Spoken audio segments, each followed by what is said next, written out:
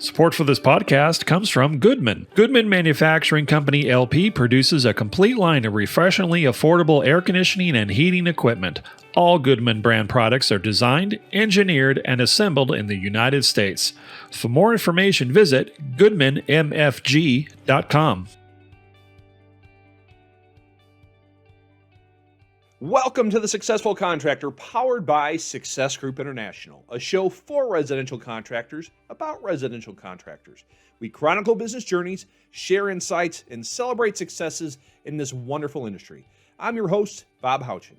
Hello there, SGI family and other contractor friends. I'm so thankful you're here. As a reminder, all episodes of The Successful Contractor Show are available on YouTube as well as your podcast player of choice. Also, if you're a non-member interested in learning more about SGI and how we can help your business grow both in the top and bottom line while also becoming a part of the contracting industry's largest network of contractors, we're having Profit Day seminars in Winston-Salem, Colorado Springs, Dallas, Huntsville, Gainesville, and Norfolk. Give us a call at 866-299-8505 to attend to learn about all we can offer you. Also, SGI members in those markets, if you'd like to come and share with everyone your experiences with the group, give your coach a call. We greatly appreciate your help. Today's show is a great discussion I had with Chris Travis, owner of Travis Electrical Service, along with his service manager, Reagan Thomas. Travis Electrical Service is located in Clarksville, Tennessee, about an hour to the northwest of Nashville. As you'll hear, Chris started the company originally as a side hustle. He was a firefighter looking for a way to make a few extra bucks on his day off. By 2010, the side hustle turned into a full-fledged business, and Chris made it his primary vocation. Now, at that time, Travis Electrical Service was only doing kind of commercial and industrial work until Chris got tired of turning away all those residential calls. Fast forward to 2015, he joined SGI to find a residential model that made sense, that made him that profit he was looking for. Fast forward a little further to around 2017. He hired Reagan after she was recommended to him by John Polizzi, fellow SGI member, friend of the show. You've heard him on here, from Home Service Heroes. Over the last several years with Chris and Reagan and their fantastic team, Travis Electrical Services residential division has just skyrocketed. I should add their commercial industrial side of the business is also growing aggressively too. But the service division finished 2021 at $1.56 million with around a 60% gross margin and a 16.7 net profit. So great year. And Chris and Reagan passionately believe this is just the beginning of their success. They have ambitious growth goals, and I'm convinced they're going to do it. They're two great people that are just really sharp operators. So I'm really excited for you to hear this interview. Chris and Reagan are full of insight. I think you're really going to enjoy it. And this wasn't an easy road by any means. They had plenty of bumps, as you'll hear. So without further ado, here's Chris Travis and Reagan Thomas of Travis Electrical Service in Clarksville, Tennessee. I hope you enjoy it and take away a nugget or two. Chris and Reagan, thank you so much for being on the show today. Very excited to have you. Lots of great recommendations to have you on. So for those that haven't had the pleasure of meeting, could you please share with everyone your names, company name, and where you guys are located? Good. I'm Reagan Thomas, and we're with Travis Electrical Service. And I'm Chris Travis, and we're in Clarksville, Tennessee. Clarksville, Tennessee. I'll admit, I thought you guys were Eastern Tennessee until I was doing some background. You guys, what's like 45 minutes from Nashville? Mm-hmm. Yeah, just about. Best of both worlds. So you can visit when you want and get away from the hustle and bustle that town's become. So Yeah, absolutely. I can't believe it. That's funny. As a St. Louis, and there's a lot of people that go down there a lot for fun, and it's crazy how much it's changed over the last 10 years. yeah, it's really not. Well, anyway, I'm excited to talk to you guys about some business today, and we're talking for a very good reason. 2021 has been, sounds like a banner year for you guys. Kind of share with everyone as much as you're comfortable with numbers and where you are today, and maybe in comparison to where you were last year. Alrighty. So we kind of laughed because last year was an absolute rebuild year for us, and at a certain point, I sat down and said, okay, we always have our goals, and at a certain point we had to say, okay, we need to adjust and pivot our goals, and we had to say we just need to break even. We can get into it later if you want, but we had to rebuild. Right now we are at through the end of November, we're at 1.43 million, and we're shooting for 1.56 by the end of the year. Very good. And yeah, so I mean, that's great. And the margins are exceptional. You don't know how much you want to share with that, but I know they're Well, very, very good. yeah, and so one of the things, our gross margin kind of leans a little bit, like in the 60% range. And Mhm. one thing I know that, Sonia's always saying, raise your price, raise your price. So we're getting there, and we're finding easier means of doing that more efficiently and quickly. Sure. So yeah, Yeah. we the 60% range, and our net right now is 16.7%. That's excellent. That's great. That's very much something to be proud of. So good for you guys. Before we get into your personal stories and learn the journey of the business, let's talk about your team a little bit. Let's see what who's helped you have that kind of great year. Let's go ahead and start in the office. Who what's the personnel look like, just for people that want to know what what a successful company looks like in terms of structure. So what do you have Sure. inside? Do you want to talk a little bit, because we kind of have a unique setup Okay. with a couple different divisions, so it might be Yeah. helpful. Just to kind of set that so you can understand, because we run a pretty heavy office staff, but so we operate in kind of two divisions. Obviously, Reagan is the service manager. She's more than a service manager. She is ultimately responsible for everything on the service side. She is division. My background was commercial and industrial work. Okay. That's how we actually started the company back in 07. I was doing commercial work, and we actually didn't start doing residential service work until 2015. Oh, So, wow. Okay. So we do operate in those two big divisions. Okay. So, but as far as that goes, total company wide, we're right at just over 40 people in the company. Okay. So we have a couple of project managers, a project coordinator, bookkeeper that we share. But so, that's kind of my side of things, and I'll let Reagan kind of tell what her setup is as far as who she's got in the office. Yeah. So in our office, we have myself, and then we have what's called the Impression Hub. So I like that. well, I can't take any credit from it, really. We started with, instead of we changed the CCR to Impression Specialist, thanks to John Polizzi with Home Service Heroes. He kind of, when I was there, he championed that title for that person. And then, so we carried it over here. So we have an impression specialist, Kaylee, and she deals all of the incoming calls. She also does all our happy checks and all of our club member promotions or monthly promos. She calls and follows up with that. Oh, and then great. Jen is our Travis experience coordinator, and we came up with that title because she runs the Impression Hub, and she is just a rock star at customer experience and team experience. So she's in charge of making sure that we celebrate our team members with our enrichment specialist, which is Chris's daughter, who's amazing and makes awesome cookies and awesome desserts for our team on their work anniversaries and birthdays. She makes like their favorite thing. And then Jen follows up on all the gold dust. And I mean, she literally, she runs the Impression, which would be like the call center. Okay, very good, very good. And so, how about the field team? What's the field teams look like on the residential side?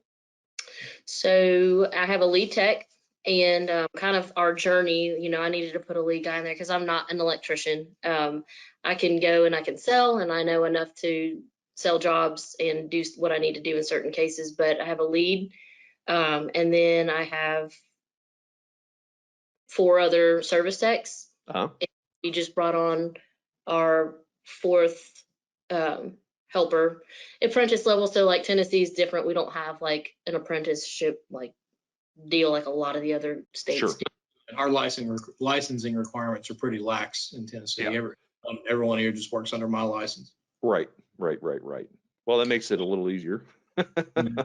If you can find the right people, let's not Right. ourselves. It's not easy. So yeah. So and a lot of our guys are or have been licensed in other states. It's just so we've got 5 techs, 4 helpers.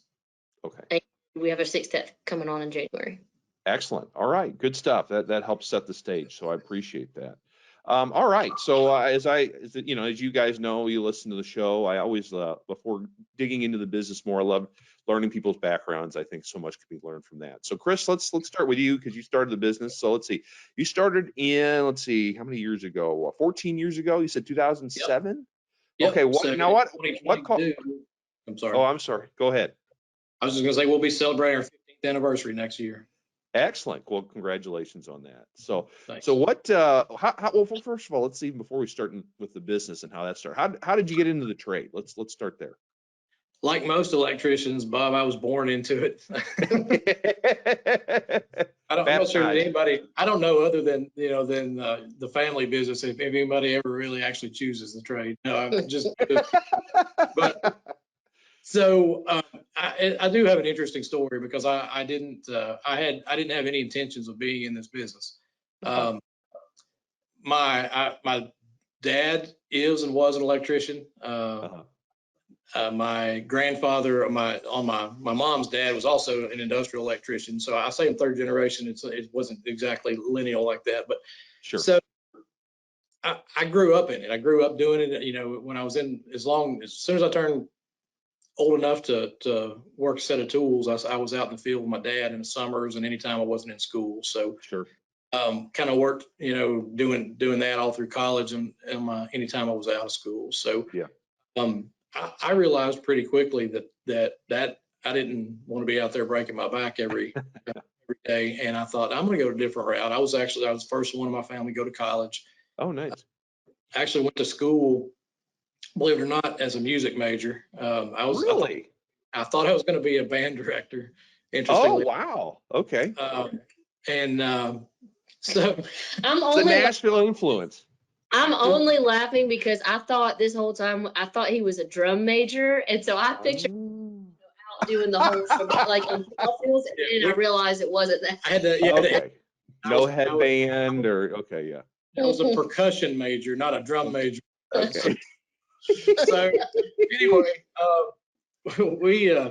so I went to school there to do that, and I actually started my student teaching, and I realized pretty quickly that I had made a huge life mistake, and that I was not going to do well with a lot of middle school kids. But anyway, it was so I had to make a career change. So interestingly enough, I had started. Me and a couple of my buddies during college had kind of gotten into the fire service. We were doing volunteer firefighting for one of the local fire departments, and I really fell in love with that. And so I said, I'm just going to see if I can get onto the fire department. I was about to graduate. I went and interviewed and did all the testing requirements. I actually was a firefighter. I did that for right at 13 years, and started this company as a side job. You probably know firefighters. They had a pretty flexible, right? So we worked 24 hours and we were off 48. Sure. Well, I wasn't content just to sit around and do nothing on those days off. So I actually started this company as a side hustle. I'll be darned. That's funny. Yeah, I have 3 generations of firefighters in my family. I know that business pretty well. So yeah, so it just started with growing and growing just organically. And then when did you make it? Yeah, so I was working hard, too hard. I would be gone for 24 hours, and I would get off and go straight to the electrical business, and I'd work 14 hours there, and then I would do that again. And in 2010, we were growing and growing and growing. I'd put some other people in place, over that time. Yeah. And 2010. I realized I can't do this anymore. I was literally killing myself. Yeah. And my son Jake he was 9 at the time, and it dawned on me that I have missed a third of his life. I missed, you're a firefighter. You missed the birthday, you missed the Christmases, and So anyway, I said it's time. So it's time to launch, and so we launched. I left the fire department in 2010, and God has blessed our company exponentially before and since. We've the first year I left, we doubled our sales. The next year we doubled, and the next year we doubled. It's just been phenomenal. So that's great. It's a long, winding road, and I always tell, especially young people that are, I'm like, you don't have to know what you're doing, honestly. And I tell a long story of, hey, this is, it's a path. It's not a straight line. Yeah, I see. Yeah, that's a very good point. That's interesting. So even through the recession, the business kept growing and everything. And yeah, I was just crazy enough to start a business in the middle of in the beginning of the recession. So yeah, in 07, we grew. We grew in 08 and 09 and all the way. Okay. Thankfully at that time also, I wasn't necessarily, I had the fire department, right? So I wasn't necessarily depending on it to eat. But we grew. Our area has always been growing, prone, and we talked that there's a little bit of a bubble, we feel like, on it, kind of this Middle Tennessee area. We have Fort Campbell, which is basically, is Clarksville. Half of Fort Campbell, Kentucky, actually, or not more than half, sits in Tennessee. Mm-hmm. So they're our neighbors, and we've just always had a great presence here and been a little bit immune to some of the downturns. Okay, that's interesting. Excellent. Mm-hmm. All right. Well, Reagan, let's bring you into this. I thought you were a licensed electrician, so you are not an electrician. I'm a licensed Ultimate Tech Academy graduate. Oh, okay. No, all right. I'm not a licensed. Basically, I wanted to get a better understanding of to speak to certain things, especially like leading the techs. Like I needed to build some of that with them. So I went to Ultimate Tech, which I would recommend you to go to. Yeah. And I learned what I needed to learn and showed that I could do that and that I could grasp it. It's just my focus needs to be elsewhere. And I really like it. I mean, I really love it doing it. It's a lot of fun, but just not where my focus needs to be. But right. Well, let's back up. What's that, Chris? She's done a great job figuring out the technical side of things, and she's been really good about digging into the code book, and she probably knows the codes as well as a lot of our techs do. And she has definitely come a long way. Excellent, very good. All right, well, so let's talk. How did you get into the home services industry and the electrical industry? When did that when that start? So my background has always been like operations, and my passion is just connecting people and connecting well-run operations with people, and then letting it just be like a profitable, awesome thing. That's like ideal. I love it. And so in different areas, I did that. My most recent, prior to going in, I was a membership director with the Tampa Metro YMCA, which deals a lot with operations, a lot with customer engagement, a lot with developing processes and teams. The best way I can describe it is like you're kind of like a cruise ship director. You have to have everything running smoothly in order to keep your passengers happy, and you have to. So it's just a really, really great experience. So, and it also involves that community engagement too. So my experience working with the YMCA was really good. It taught me a lot. It taught me those things. It also taught me that I wanted to also jump into the for-profit world. So that kind of came to, the folks, Manny and John Polizzi and Kim, John's wife. Always been really close with them. I grew up at their house pretty much. They're like a second family to me. And they had gone to an expo. It was when 2017, 2016, when recruiting was a big topic. Yeah. And I remember I was actually on a camping trip with John's sister, and they had just gotten back, and she's like, "Hey, Reagan, John and Kim want to talk to you about something." So I was like, okay. So I met with them, and they wanted to bring someone on that could help with recruiting and processes and help kind of put some of the SGI, obviously they've been following SGI, but put some things in place. So it was a great exit for me, and entry from the Y and entry into the world. And I just fell in love with it. I fell in love with the trades. I fell in love with SGI. And the first expo I went to, seeing just how efficient things were, and how there was a process for things, I was like, I loved it. So started with them, helping them do some recruiting, and then it kind of moved into helping them in a service manager role, and also trying to find them another service manager. John wanted a service manager that was an electrician for his crew, and so I, helped him find that person. And then, and then we got an opportunity to move back to Nashville. So I went to school in Nashville. Okay. And an opportunity came up to move back to Nashville for my wife's job, and couldn't really pass that up. So I begrudgingly left electric today. I was not happy about it. I wasn't happy at all. I absolutely love them, and leaving home and coming back, and told Sonia, hey, I want to stick with SGI, and is there anybody around? And she said, well, funny enough, there's a company in Clarksville. So I'll be darned. Okay, so Chris, you had joined before you guys had connected. Okay, so let's talk about that. So so how did you decide to join ESI or SGI? So I told you we started doing service work in 2015. Yeah. What happened was, the story is that I would, my office manager at the time was, answering the phones, and we had just decided, I had told her, look, we don't do residential service work.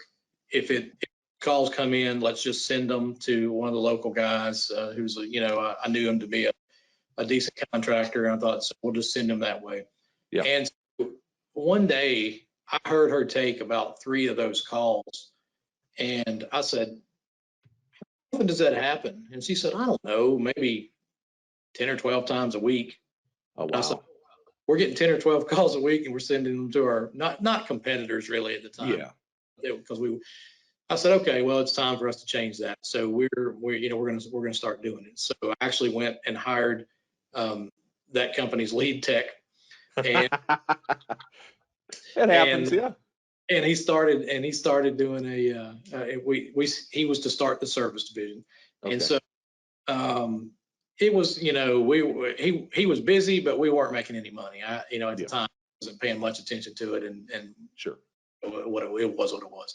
Well, the time went by over the next couple of years, and I realized, okay, if we're going to do this, we need to do it right, and we need to do it where we're going to be profitable. And so I had actually gotten one of the postcards in the mail for a profit day, and I said, you know what, I'm going to this. And so I went the first day and met Patrick, and I don't remember if he was with me the first day, but if not, Brandon went back with me the second day, and I said, okay, look, I'm going all in on this. You can get in or you can get out, but I'm going all in. And he's like, oh, no, whatever. So he came along with me, and things were a little bit bumpy, I guess, a little rocky. He wasn't completely bought into the model. Sure. And so I was at Expo in New Orleans, which may have been my first Expo. I'm trying to remember. I think it was my first Expo. I just happened to sit at the table with the Polizzis. Oh, okay. And so it's circumstance or chance or God's providence is probably what I would probably attribute it to. So we sat there, we were talking, and I said, look, I've got this guy. He's a tech. I've tried to make him a manager. He's just not a manager. He's a fantastic tech. And I said, I've got to find a service manager. I realized it that at Expo that weekend. Yeah. They looked at each other and kind of like, okay. So they basically gave Reagan my number, and we talked the first time. I was sitting at the airport waiting on a flight to get home, and she and I on the phone that night and met just within a couple of days of me getting back from Expo. And so it off perfectly, and she has been an absolute godsend. I mean, it's been a phenomenal 3 years that she's been here now, and she's doing some amazing things. So that's great. I'd be remiss not to give a shout out to the Polizzis. Sorry, but you can't have her back. That's great. Well, they're wonderful people. I just know them very well. So that's a neat story. I didn't realize all that. So that's great. Yeah. That's wonderful.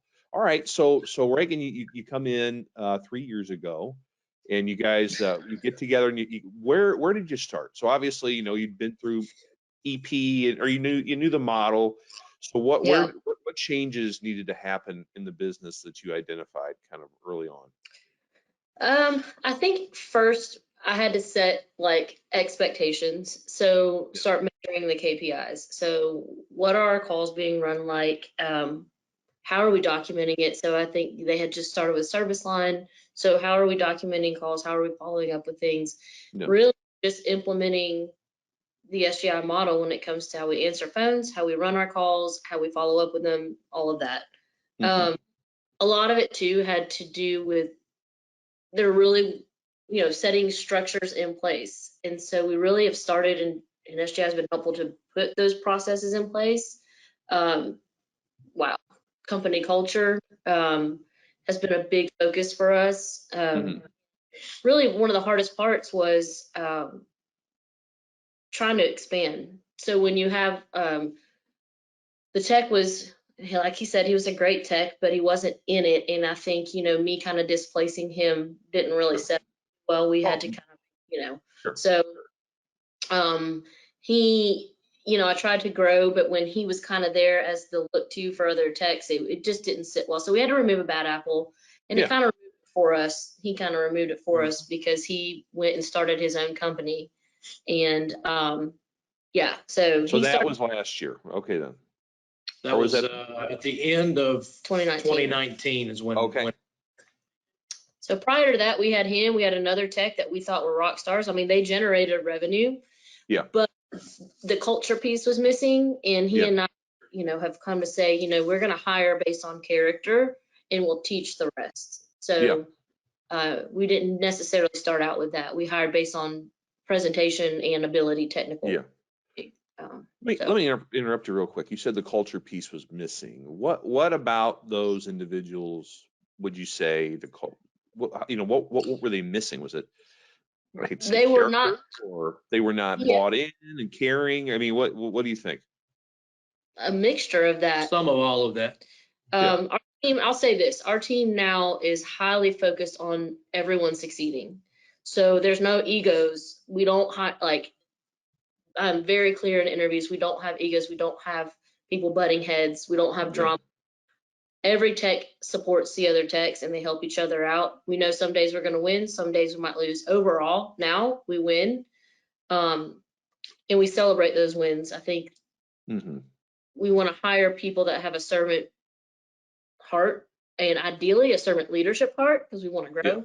So that's what they were missing. They were in it for themselves. And let me say this, before SGI, culture was not important to me.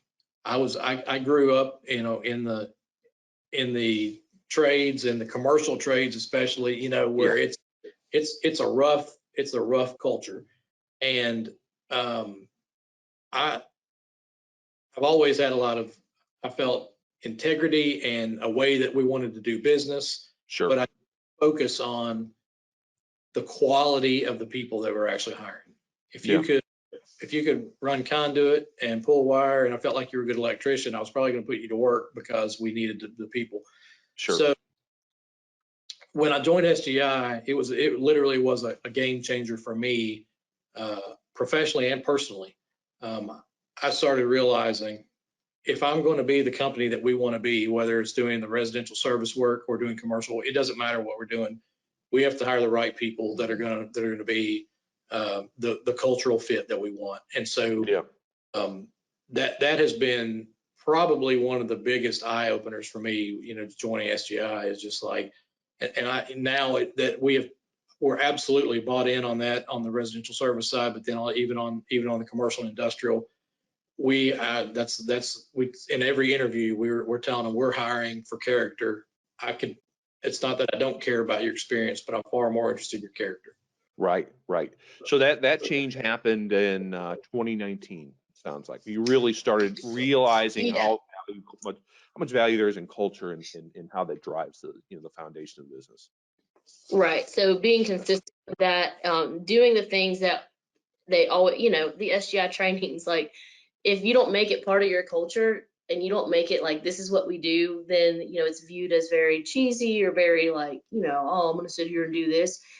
But because we were adamant about doing that, now it's just part of it, and we do it, and we're expected to participate, and we're expected to actually go along with it. So it's crucial that you hire people that get that. Yeah. 2019, we had our 2 techs leave within 3 weeks of each other. Right. And I had just hired on who is now my lead tech, and he has stepped up in ways that's been amazing. He's a great leader for the guys, and it's been great. 2020, we had to build and implement that. Like, I had to put him in that leadership role. With me not having the technical experience, like, I needed to learn that techs needed to have someone that was a designated person to look to for that technical. And so we put that in place, and it's been easier and easier to bring people on by sticking to what we know works. It's so much easier for me to sell who we are to new techs coming on. Like, it's almost like they can't believe it's too good to be true. So you kind of, glanced over it, but I think it's a big part of the story, as you mentioned before I hit record on this, that you had those 2 techs leave, they started their own business, and you were left without anyone, right? For how long were you without a technician? I had 1 tech that had just come on. Okay. And then we had some an apprentice level guy who was a sort of we felt like we could get him to be a tech pretty quick, and he was able to take some light calls and do some stuff, but it was definitely it was a scary time when they were gone, but we just sat down and worked through it and talked about it and said, look, we're going to look back on this, and it's probably going to be the best thing that's ever happened to us. And here we are, a year or 2 years later, and it's absolutely the best thing that ever happened. And he would always say, there's no way Clarksville can support a service company with more than 2 trucks. There's no way. And here we are. He didn't share our vision, and it's okay. Some people can't see that, and we have intentions and plans to grow far beyond what we have now, and we can have supported here. That's great. So you guys you avoided the classical mistake of just hiring the first warm body, it sounds like, that came across. I mean, we hear that all the time, especially when 2 people quit, and that's the bulk of your business. You just get somebody to put in a truck. You realize from previous experiences, we can't do that, right?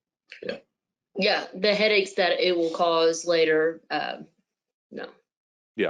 One, and I know every company operates differently, and I know a lot of the RSGI companies have gotten out of the commercial world, and everybody's different, but we have a big enough business on that side that we were able to absorb, and we were okay, right? We were sure. So that was helpful, to that. And I told Reagan not long ago, I said, hey, you keep driving these numbers, and you may be my safety net on the commercial side of things. That's funny. And that's something that we're fortunate to have. In 2020, that's where things got really scary, obviously, but it did get scary because we were, because we knew we could fall back on the commercial side. We were able to keep our team, and we were able to keep growing. And by the end, the service side had broke even, 2% net profit, but we had supported ourselves, through that. But having the support of our whole team was crucial. So I point out, though, that we did exceed our goals, because we sat down and we just said, hey, let's break even. Let's just try to break even. And, we made a 2% margin. Hey, better than -15. I've heard all sorts of stuff, Got some lunch money. Yeah. That's great. That's funny. No, and obviously here you are in 2021. You guys, the margins are exceptional. Revenues. Is this the most you guys have ever done on the residential side? Is this, anticipated 1.56? So that's great. Well, good. Yeah, this is the first year we've broken $1 million. So we didn't just barely break $1 million. We went, our revenues were running 800,000 ish for the last 2 or 3 years, and so we're basically doubling it this year. That's awesome. Oh, I thought you were going to say something, Reagan. Well, I was going to say a big part of that too is you have to implement the processes in as much as you can. when you can. So like, obviously not everything's going to be implemented immediately, but we've been slowly layering the SGI model Yeah. and making sure that we have the right people on. And a big change for us was when I had the right team in place, and then my expectations, okay, 3 options on every call, like Right. that's a game changer. And when we started really focusing on that, when I had text and we've been really focused on that, it makes a huge difference. And when they get it, and putting your numbers up, that was a big game changer too, because I had to deal with stupid egos prior. Sure. Babies, but now when we have our numbers up, they write it in green, they write it in red if they hit it or not. And Yeah. we talk about collectively as a team, how did we do? And it makes a big difference. They pay attention to the numbers, and That's it matters, right, red or green. So they care That's about great. it. Well, there's a lot to follow up there, but before I do, I want to just take a step back before I forget. You obviously have added people, right? We're talking about not hiring the right people. We were talking about that. So when you interview people now, because I'm sure you're doing it all the time, because you're growing and there's never enough people, right? So what things do you look for? Well, first of all, what's your hiring process? If you can give me like a 10-second snapshot of how many interviews and such. And then when you interview people, what are you looking for? Like, I mean, you said a servant's heart, right? You mentioned that earlier, but are there any other, clues or things you're looking for that go, that person is going to be successful, residential electrician or CCR or whatever, and they're going to fit this culture? Wow. What are we looking for is easier to answer than how we've been doing it. So we look for, can they do they have critical thinking skills? Do they answer something above and beyond and give examples of how they've done it instead of just answering the question? Okay. It's present nicely, like if it's a face-to-face interview, Yeah. smell, like Yeah. there's that. Then also, does it seem like they care about people, or are they in it just for themselves? Are they asking questions about us, how our team operates, things like that? Sure. Okay. As far as the process goes, Yeah. I'll start with what I'll say this: the last probably 2 to 3 months, we have spent an inordinate amount of time recruiting. We don't have anybody on staff that does that yet. Okay. You need smaller. Yeah. I have been working really hard at that. We've had a lot of success recently with Indeed and using their video interview process. That's all kind of integrated. We've been doing that and doing a quick 15-minute video interview or phone call, and we've actually been successful at hiring several people that are out of state and across the country here in the last couple of months. That's a good point. Our process, another very integral part of our process is we bring them here, and before we hire, we have them do a ride along with our team. So we invite our weekly team meeting. Usually it's a Wednesday. If it doesn't work for a Wednesday, then that's fine. But our weekly team meeting, and then they ride with one of our team members, because that's my way of putting my cards on the table and say, look, everything I've told you is true. Talk to my team without me around. See what they say about how we operate, about our culture, about their pay, and then we'll talk about it. So usually by that time, I have buy-in from my team members too on if this person's a good fit for us. And along with that, some of these, and this may be a useful nugget for some of these out of state and across the country people that we've been able to hire. After we did an interview or two with them and had a really good feeling about what their cultural fit would be, if we felt like they were a good fit, we actually invested in them and flew them to Clarksville, put them in a hotel, went to dinner with their families. We had into them, and that's paying off. So we had one that we were able to hire, and he said, look, you guys flew me here. I've got another interview set up for tomorrow or whatever. Before he left that day, we made him an offer, and he said, I'm not even going to talk to the other guys. It's we had shown him that this is the kind of place he wants to be. That's cool. I was going to ask you what they drive in on their own, or they we're flying them in and putting them up. That's like recruiting right there. That's real recruiting. That's like, Part of our big culture shift is making sure we're implementing, like you see it in our core values or mission and our vision statement, it's our team, our customers, and our company. And it's always in that order. And we obviously say, like, your wants and needs don't come over other people's, but we will take care of you, and we have these expectations, but you can know we're going to take care of you. So we start from the beginning. That's great. So how long have you, I mean, how many techs have you been able to do that with? 3, We've 4. hired, Wow. yeah, 4 from out of state. That's just been in the last month. And some of Yeah. those on the commercial side, some of them Yeah. on 2. I think you got 2 and I got 2. I got Yeah, it. Mhm. Support for this podcast comes from Dynamic. Dynamic Air Quality Solutions manufactures IAQ products based on the science of clean air. Dynamic's Clean Air Defense System products are supported by technical and communication IAQ training that is second to none in the industry. For more information on how to get your team confident in communicating IAQ challenges and solutions on every call, email Michelle Hogan at mhogan@dynamicaqs.com. Welcome back to the show. I'm talking with Chris Travis, owner of Travis Electrical Service, along with his service manager, Reagan Thomas. Travis Electrical Service, as a reminder, is just outside of Nashville in wonderful Clarksville, Tennessee. So far, we've learned Chris and Reagan's backgrounds, including how they came to work with one another. They also shared some of the struggles that they had to overcome when the 2 of their top producing electricians left unexpectedly. And they also explained how that departure made them rethink their recruiting, their interviewing, and really just their whole reason for being in business. In the second half of this interview, Chris and Reagan will talk about onboarding and training and performance goals and standards, their call center, which they call the Impression Hub, and a whole bunch more. So let's jump back into my conversation with Chris and Reagan of Travis Electrical Service. The natural progression from recruiting is onboarding. You guys have very unique, like you said, you have options, right? You require that they give options. I'm sure you use some kind of the safety inspection. So how do now most of these people you're flying, are they experienced, by the way? They have to have some kind of electrical experience, right? Yes.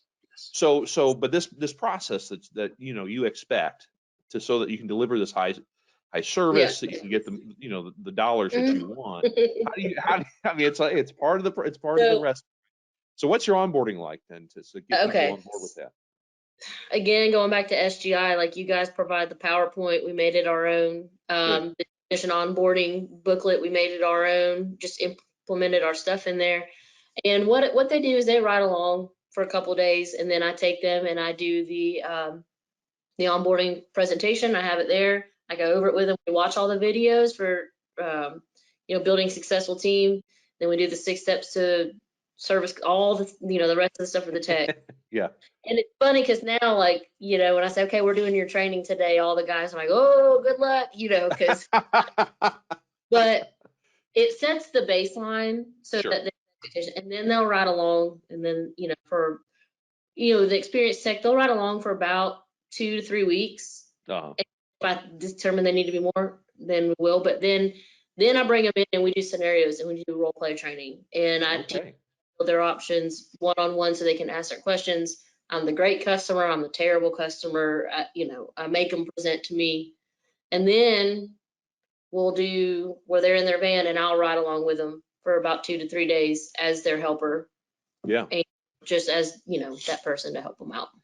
That's great. Okay. So you said, how long is that process typically for someone with some electrical experience? It just varies dramatically. It varies. I'd say, a month minimum. Okay. Yeah. That's for a pretty experienced guy. We're not gonna put him in a van for probably a month. Right. Mhm. Some less experience may take a little more time. Yeah. Okay. Now your helpers, are they mostly like local younger people or looking to get into it? I mean, assuming that's accurate. Mhm. Okay. Yeah, we have his son is one, Okay. and he's probably our top helper. He's great. And then we've got 3 others. One just started yesterday from Utah. He and his family came in. Okay. Yeah. And they're just the people that we see in them, maybe an ability to become a tech, but we need to teach them technical. And I'll say when it's those helpers that I want to see in a van that I'm excited about, because they're going to have a year and some change of how we do it, and it's great. So how do you when you interview a helper? I mean, gosh, someone came in from Utah, right? So that's a big commitment from both sides. So how do you know that they have the technical aptitude to be able to learn something like electrical? How do you gauge that? Well, we do the ride-alongs, 1, and 2. It seems like a basic, but we always reference check, always. So if their previous supervisors are saying, you know, they're great, they learn, they can do all this, that's fine. You know, for the long term, if you can't, here's how I know. Because if I can do it, they can do it. Okay. Honestly, like, I can go out there and do the work. If I had a year and 2 years to get ready for it, Yeah. that's part of the reason also why I went to Ultimate Tech. How long should certain things be taking? What's it look like? And so when I go and sell a job, also I can make a material list and know what needs to be done, and obviously run it by my lead and make sure, hey, what am I missing here? But you know, Yeah. if they do it, they can do it. Like, Right. But these are for these with helpers though. So they have, do your helpers typically have some trade experience? Or you, I mean, you're not, are you getting high school kid, you know, right out of some. high school type kids? Yeah. So Funny. most of them do have experience of Okay. some. They've been helpers at another company, or they've Okay. been a trade school of some type. Understood. Yeah. They're mechanically inclined at least. Yeah. Okay.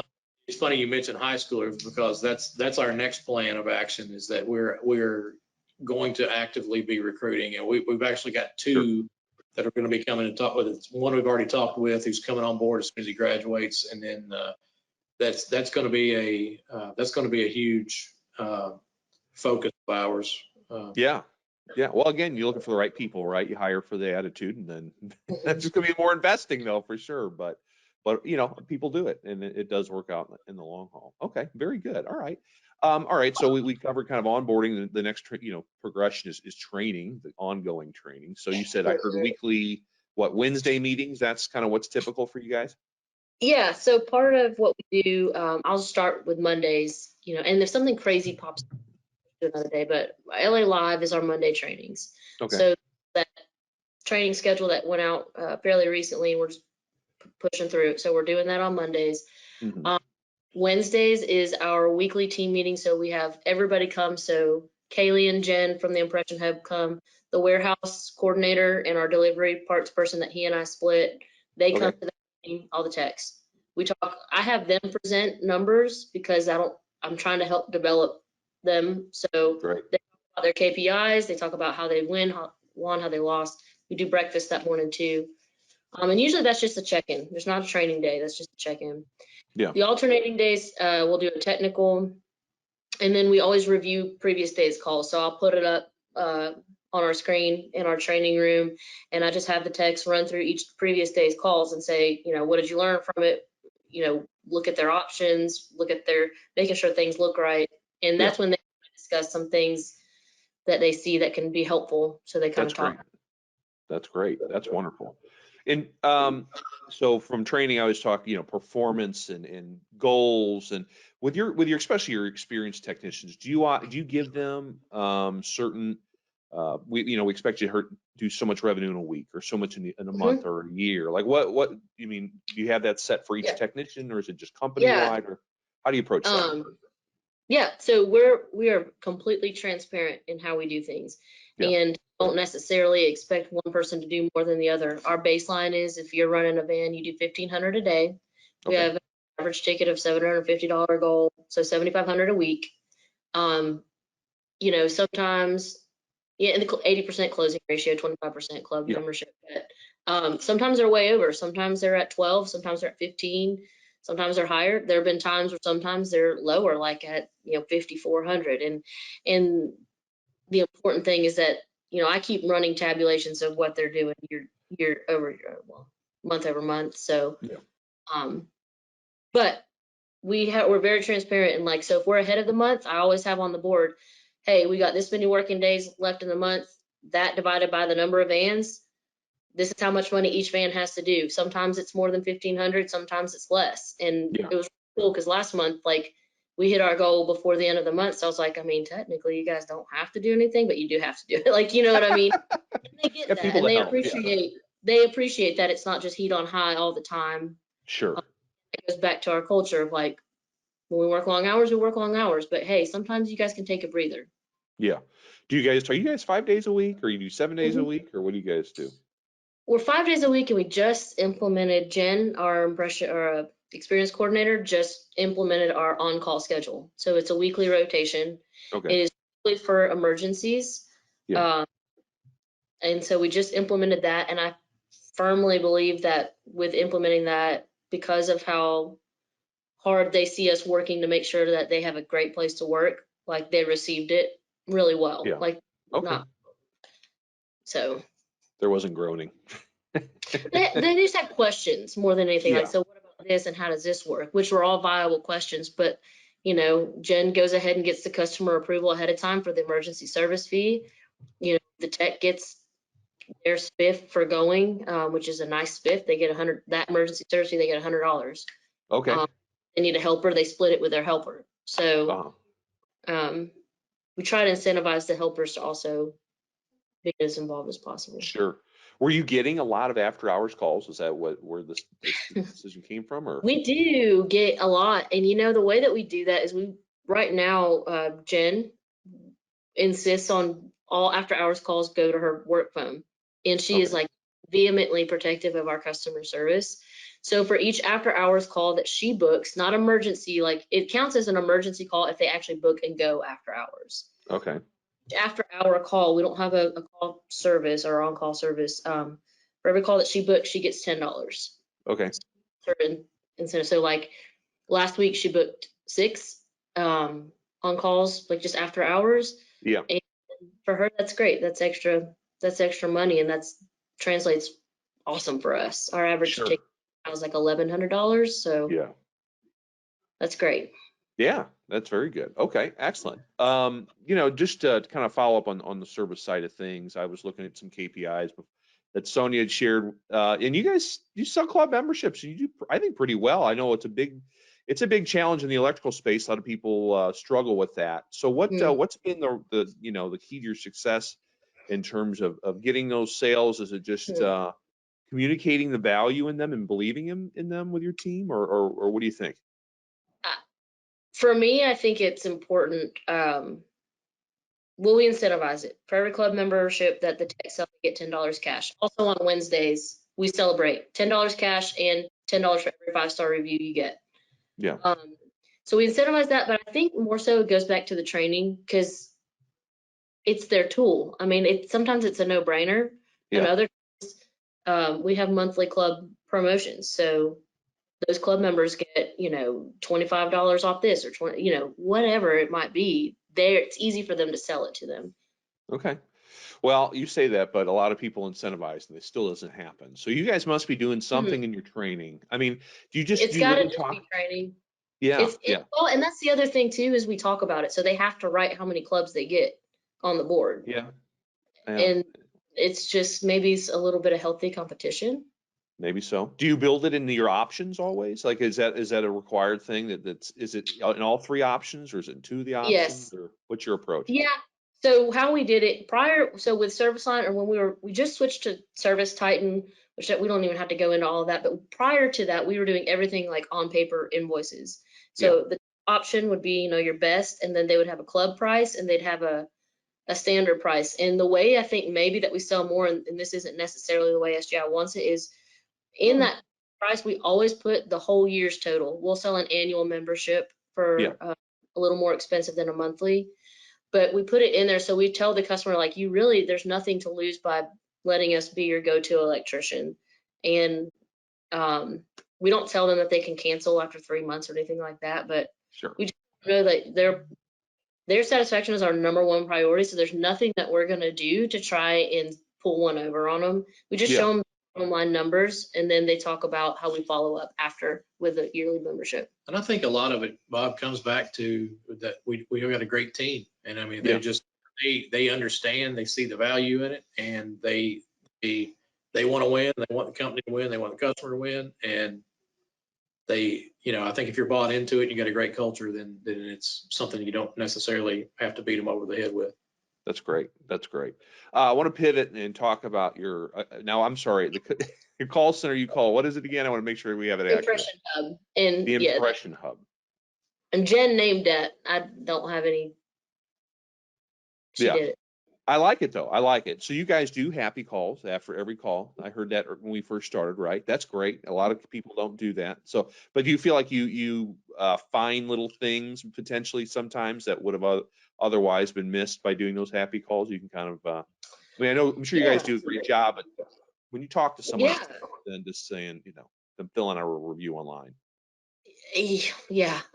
So anytime that they have any questions, or anytime that there's maybe something that we missed, or even something as little as someone, not little, but they leave their tool or something, Yeah. we're able to find that, and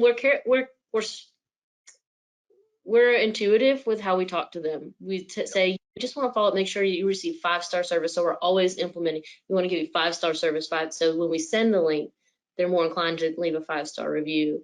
Yeah. We don't sit there and say, now, are you 100% satisfied? Are you there's nothing we could do?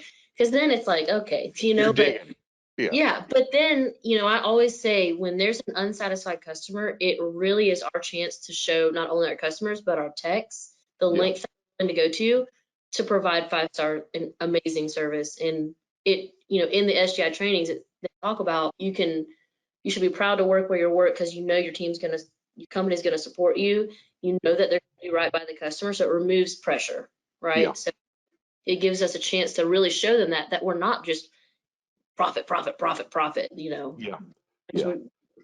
We do it, make it right. Even sometimes we'll eat it if a customer, like my techs are really good. We say CYA all day.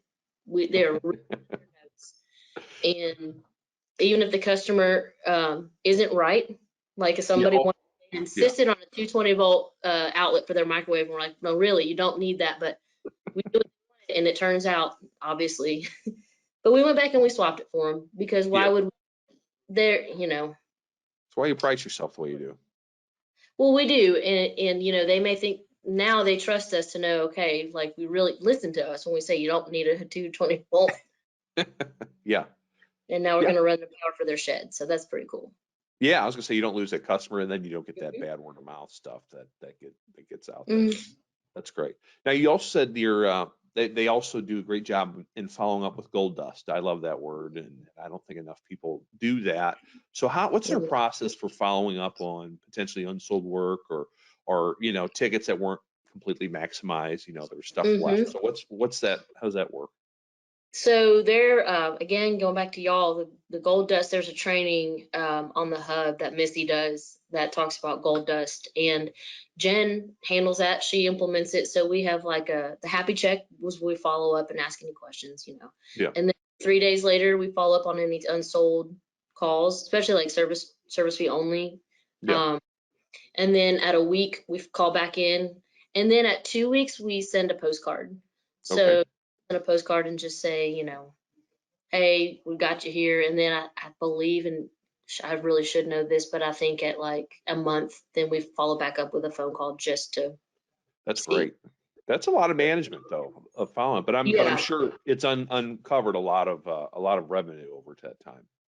It really has, and she's got a great process. Mm-hmm. Is she incentivized? She's a rock star. Is she incentive? I mean, people are going to ask, are they incentivized to do that, or is it just part of the job and she expects that? So Jen, she is an enigma. I always ask people, like, how are you motivated? And because that's important. So she gets, $10 for every after hours call she books. She gets $50 for every emergency call that happens, because she kind of handles a lot. She is so motivated by teamwork and by helping be a team player, that when she gets a gold dust call for her team, she knows how that contributes to them and to the team. And literally saying, when we're asking these questions on what makes people tick, it's super important to know that. I've tried to incentivize. It's not. It's now it drives her. That's what drives her is the team and recognition for that. Yeah. I don't know if you guys you don't utilize culture index, do you? You don't use that. No, but I should say one more thing about incentivizing. In terms of happy checks and reviews. Yeah. We do pay $10 for every review and it works for us though, to the tech, to the helper if they're on it. Yeah. And then impression hub. So and Jen also get that, because they're part of the impression. So so another. That's cool. How often I'm out in the community, and people that I've known for years, or business contacts, or like just new people that, my wife's in the Rotary here, and we recently had new contacts there who became new customers. And every time I see these people, they say, Jen is amazing. The guy literally said, sometimes I call your office just to talk to Jen. Yeah. I will walk in the impression hub and she's just talking, and I'll be like, I'm task oriented. I'm like, her to get off the phone, and I'm like looking at her like, get off the phone, and she'll dead stare at me and be like, and she's joking because she's an expert at it. She'll just look and be like, well, do you have any more questions? I've got the time. And I'm like, but she's just so good. Sounds like a really good environment. You guys have done a good job in picking people and making sure they fit. And that's what I was going to ask you. I mean, about the culture index thing, because you talk about what drives people. So I didn't know if you guys have utilized that, or if not, how have you figured out what drives people? What are you doing? Is there advice you can give to other members? I got to give Reagan all the credit there. She's really good at asking questions. I mean, in fact, now even when I'm interviewing, we interview as a team, no matter who we're bringing on board. It may be a commercial helper that's going to be on a job site that she's never going to see. I want her in that interview with me because she's so good at and intuitive reading those people. Back to culture index. No, I when we talked about that at a recent expo, I've got notes on that, and that's one of those things that we probably do need to look into that we haven't had the chance to get into yet. Oh no, I mean it's a significant investment, but what you're talking about is a lot of the stuff that will help you with just figuring out what motivates people, right seat in the right bus. I know John's big into it. Yeah, we look at things on the hub. We've done the working genius just to see like internally. Again, I force my team to do things that makes them uncomfortable, like taking quizzes and rating what they like or don't like. I make like part of the culture, like I'll go to jobs sometimes and just take pictures of them, and they can't stand it, but they laugh about it. And now I start putting pictures, they'll take pictures of themselves on their debriefs or of each other, and Jen posts them like in the impression hub. Like people who sell the most club memberships in a month, Jen makes them put on a shiny glove. Like she just they say they have to wear a glove, but it's fun, and we make people laugh at themselves. Yeah, that's great. That's really cool. All right, well, we need to. I'm taking an hour of your time. I want to start wrapping up a little bit. Before I got to ask, because Sonia she's gonna get mad at me if I don't ask. So the new trucks, she said you guys got some cool wraps, and I think I saw briefly online before I hopped on for our call. What are you guys doing with that, and kind of share with everyone? So the idea started back from my roots in the fire department. I wanted to do a wrap that honored firefighters, and so that was our first one that we did, and we wrapped it with cool fire graphics and everything, and went down to my old buddies at the fire headquarters and we took them cookies and all that, and got them, we got pictures and said, hey, this is just to honor you guys. And now it's a thing, and I don't know how far we'll take it, but we're having a lot of it, and it's getting a lot of good feedback. So the next one we did a tribute to our local police officers. Obviously there's a lot of media charged, dialogue around police officers, especially the last couple. We wanted to show our support for our local officers. We did the same thing with that. The next one was our military. I mentioned that we were right here at Fort Campbell. Oh yeah. A lot of friends who are in the special operations community, and also just that are in the 101st Airborne, but a lot of contacts there. We wanted to honor them. We also took that opportunity to address folds of honor. We included folds on that van. That's great. And we are supporting them as well. The most recent we just literally got it in yesterday is honoring educators, our local teachers. Oh, cool. They've had a run of it here the last 2 years. Yeah. My wife has been in education for 20-ish years, and so we wanted to honor them. The teachers have a terribly hard job. Yeah. Well, hey, you started out in that path, right? So. Yeah, exactly. I found out that path was too hard for me. I needed something contracting. So, and then the previous one that we just did before the educators is to honor our line workers, our linemen. Yeah. Good relationship with our local power companies. Cool. And there was I have a personal friend of mine whose dad was a lineman for ever and ever, who actually passed away a couple of years ago. And we were able to get a picture of him actually climbing a pole and doing some work at the top of the pole. And that picture is on our van. That's cool. We did his name and his date of birth, date of death, and just honored him and our local line workers. And you'd be surprised. We get a lot of traction. See people say, "Man, I saw your van with Bob on it. That was so awesome." And yeah, it's just something we want to do.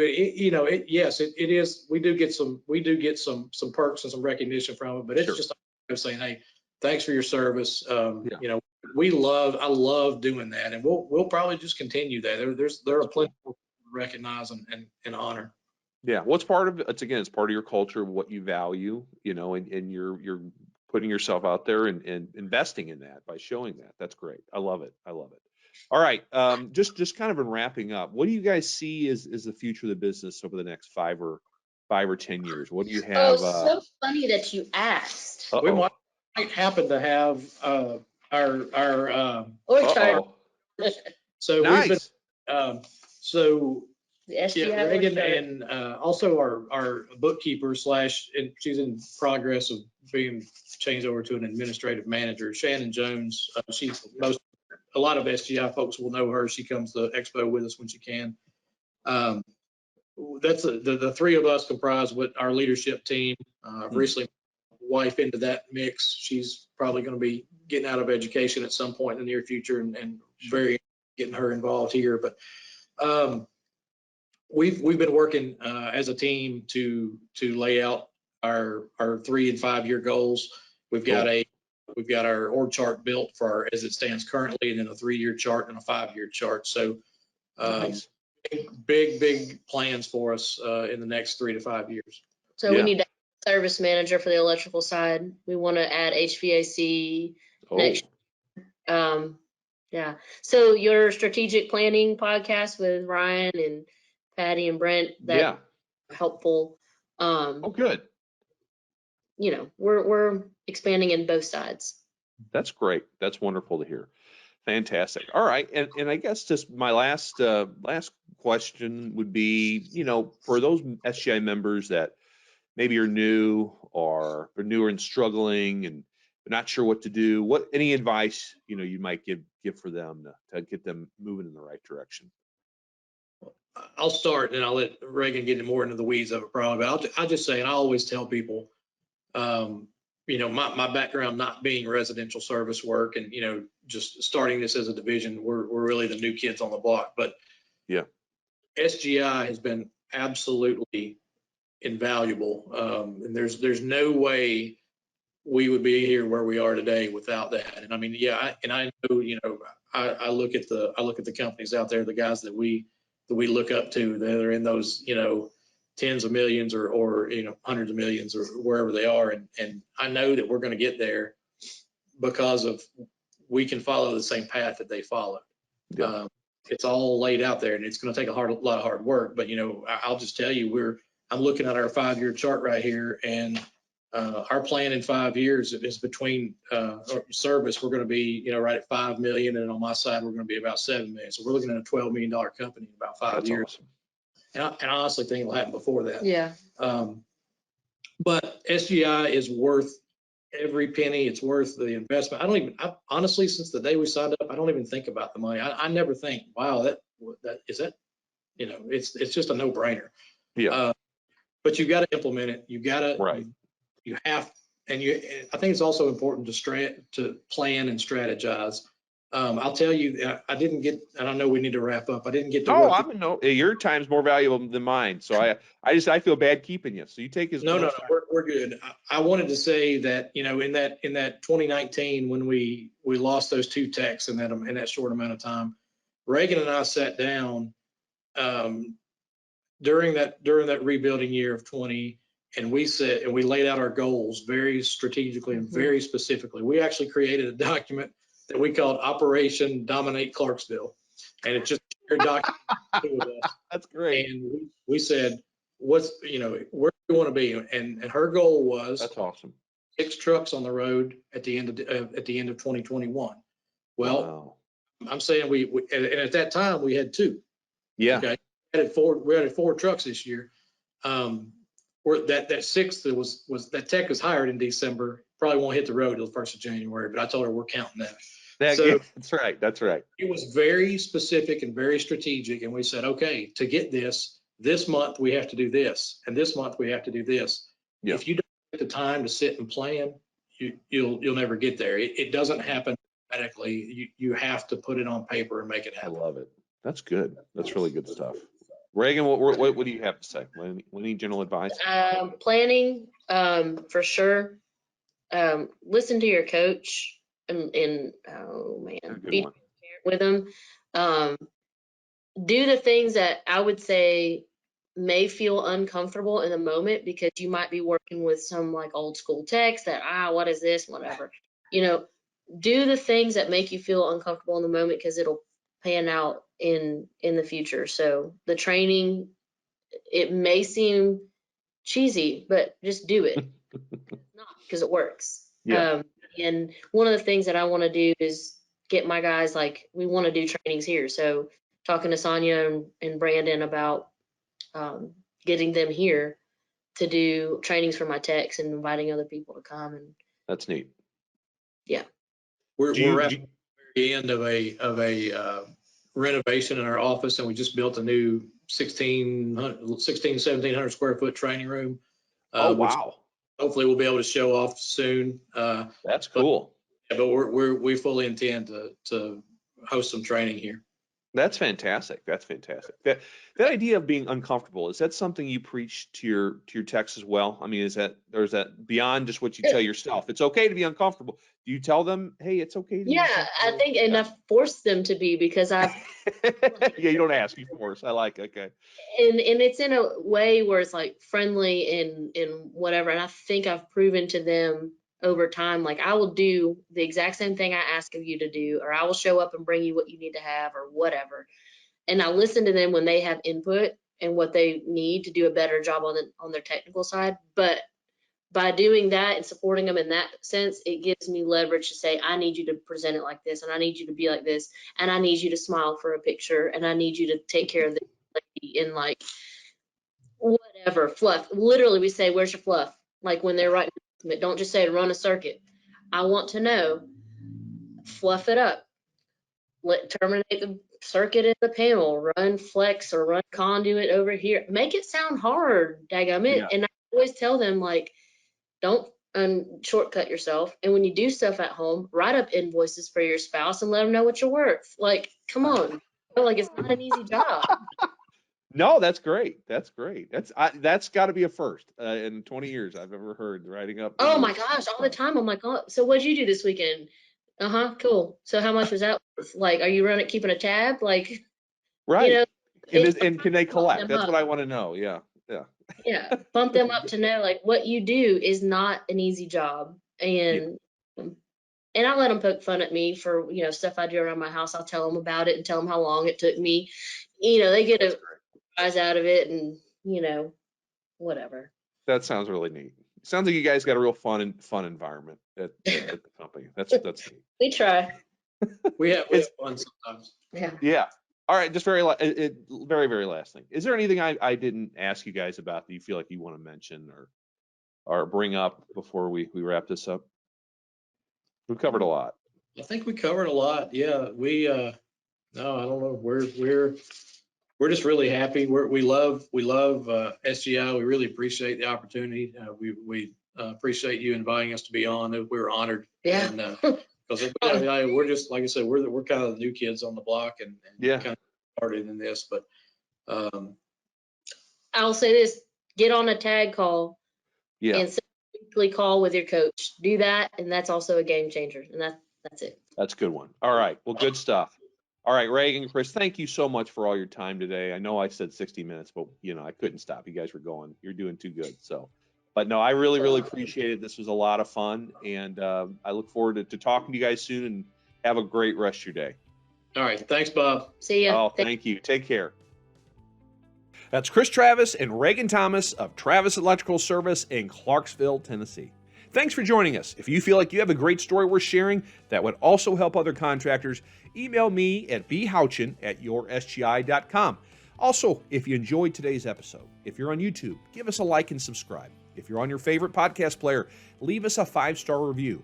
And please join us for future episodes. It's my promise to you that we will continue to interview successful contractors and other influential individuals in the residential contracting world. This is The Successful Contractor, powered by Success Group International. Support for this podcast comes from NAVAC. NAVAC is a global manufacturer and has dedicated over 25 years to the production of vacuum pumps, recovery solutions, and HVAC tools. NAVAC draws upon its commitment to technical innovation, customer service, and R&D investment to develop tools that deliver efficiency, accuracy, and ease of use in the real world. Visit www.navacglobal.com for more information. The Successful Contractor Podcast is part of the Success Group International family. SGI is the largest member-owned best practices organization for independent residential services contractors. SGI provides its members a competitive edge through proven proprietary management tools and expertise, marketing programs, training, and group buying power, along with a highly active and eager to help membership. For more information about Success Group International, visit www.yoursgi.com.